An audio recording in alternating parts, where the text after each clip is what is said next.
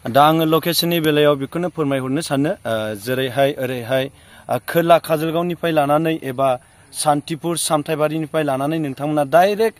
थुक्राझार बे लामाखौ लानानै सिदा ओरै खुलुमबाय रायजोफोर दायो आङो दंफैयो जाहैबाय जोंनि आइलेण्ड ओनसोलनि फाथाबारि दद्रा बाजारनि फिल्डआवहाय नोंथांमोना आंनि बेकग्राउन्डआव नुनो मोनदों दा नैबे फिल्डआवहाय जोंनि आइलेण्ड ओनसोलनि फाथाबारि दद्रा बाजारनि फिल्डआवहाय दा फैगौ 15 थारिखआवहाय हिन्जावफोरनि खेला जानो थांगासिनो दङ दा फैगौ 15 थारिख माने नैबे मासनि नङा बै फैगौ मासनि नभेम्बर मासनि 15 थारिख नैबेयावहाय माने सानब्रैनि थाखाय हिन्जावफोरनि एबा हौवाफोरनि खेला लानाय जादों दा बेयावनो आङो दंफैयो ओमफ्राय दायो नोंथांमोना आङो दिन्थिनो थांगासिनो दङ नोंथांमोना नायलांबाय थादों दा नै सोनाबजोंहाय माने स्टेज लुगासिनो दङ माने टेन्ट हाउस बेखौ लागायजेनबाय आरो दिनैनिफ्राय सुरु खालामजेनबाय फैगौ नभेम्बरनि 15 थारिखनिफ्राय जागोन नालाय दिना गोबाव लायै बायदि लागायनो बिनिखायनो ओरैहाय स्टेजनि माने पर्दानि माने औवा बायदिसिना खुन्थिया गायनानै दोनजेनबाय आरो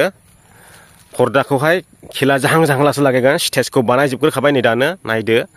ओमफ्राय बेनो जाहैबाय फिल्ड ओमफ्राय बैयाव दङ जाहैबाय दद्रा बाजार होननानै बुङो दद्रा बाजार आरो बे बाजारखौ मा होनो दे फंनैसो खोन्थाहरलाय फाथाबारि उजान बाजार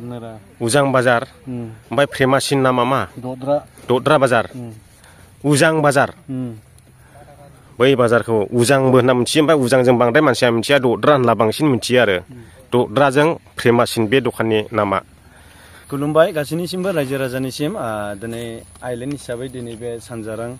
फाथाबारि फिल्डआवहाय मोनसे फुटबल टुर्नामेन्ट जानो फैगासिनो दङ सानब्रैनि हाबाफारिखौ लानानै जोङो बेयावहाय फार्स्ट टाइम टिकेट खेला होनो सानदों माने सानब्रैनि हाबाफारि माने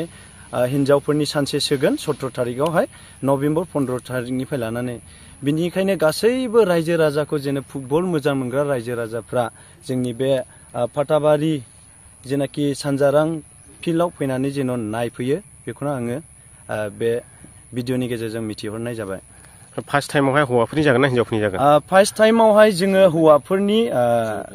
सेमि फाइनाल आरोना खेलाया मोनब्रैल' लानाय जादों आं रोखायै माने फोरमायहरनो सानो खेलाखौ जोङो सानब्रैनिल' हाबाफारि लाखादों बेयावनो जोङो मोनब्रैल' डाइरेक्ट जोङो सेमि गेलेहोनाय जागोन ओरैबो 15-16खौ जोङो हौवाफोरनिखौ डाइरेक्ट सेमि होनाय जागोन औ सेमि ओरैबो सेमि खेलाखौ होनाय जागोन ओमफ्राय गेजेराव जोङो हिन्जावफोरनि मोनसे गेम सोनानै होनाय जागोन 17 थारिखआवहाय हिन्जावफोरनि खनबेसे जागोन खनसेल' खेबसेनो फाइनाल हिन्जावफोरनि जोङो बेखौ फाइनाल हिसाबै लानाय जायाखै जास्ट गेम मानि हरनानै जोङो हिन्जावफोरनि जास्ट सल' देखायनाय जागोन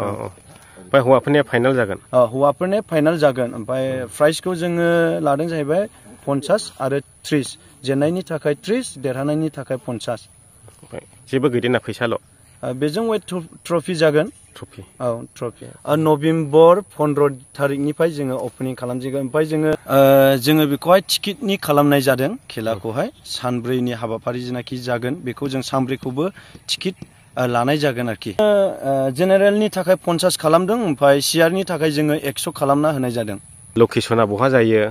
नैबेखौ एसे फोरमायहरदो रायजोफोरनो दा आङो लकेशननि बेलायाव बेखौनो फोरमायहरनो सानो जेरैहाय ओरैहाय खोला काजलगावनिफ्राय लानानै एबा सान्तिपुर सामथाइबारिनिफ्राय लानानै नोंथांमोना डाइरेक्ट थुक्राझार बे लामाखौ लानानै सिदा ओरैहाय जेनाखि आइफवालि ब्रिज गोदाननि बेखौ क्रसिं खालामनानै एसे दावखोब्लानो डाइरेक्ट सिदा फैबानो मोनसे दावखोनाय लामा नुफैगोन ओरैहायथ' बांसिन बाखि लकेलिटियाथ' ओरैहाय आमगुरि खैला मैला आमथिखानिथ' मिथिखायो जेनेबा बागमारानिफ्राय फैयोब्ला डाइरेक्ट आमथिखा घाटखौ बारबानो नैबे मेन लकेसनखौ मोनफैगोन आरोखि खागासिनो दङ सेंग्राफ्रा बाउन्डारि लागायगासिनो दं आरो बेबायदि खानायाव टाइम लायो नालाय खानो एडभान्स मावजेनबाय नै एडभान्स लागायग्रोबाय सान उल्था जाबाय नालाय खोमसि बायदि नुलांबाय ओमफ्राय बै जाबाय स्टेज